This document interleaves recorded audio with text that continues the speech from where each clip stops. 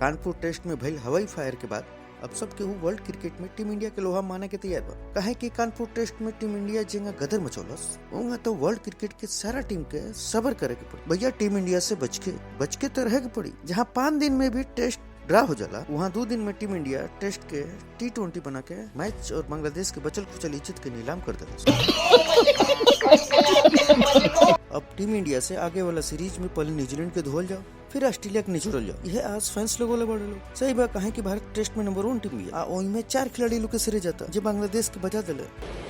अच्छा, पहला बने यशस्वी जायसवाल। कानपुर टेस्ट में जीत के सबसे बड़ा हीरो बनकर उभरल बना है यशस्वी जायसवाल। जेंगा ताबड़तोड़ बैटिंग के लिए काबिले तारीफ था। रोहित के साथ पहली पारी में ताल से ताल बजा के बांग्लादेश के गेंदबाजन के लाल कर दिले। यशस्वी की बेहतरीन बैटिंग खातिर कानपुर टेस्ट में मैन ऑफ द मैच मिला। ये बड़ी अच्छी बात कही आप। बांग्लादेश के खिलाफ जेंगा तूफानी अंदाज में गेंदबाजी के लिए और बांग्लादेशी बल्लेबाज सबके बोल्ड कर दिले। बुमराह सीरीज में 11 विकेट अपनी नामे के लिए। कानपुर टेस्ट के हीरो रविचंद्र अश्विन अपनी गेंदबाजी से बांग्लादेश के बल्लेबाजन सबके पैर उखाड़ दिले।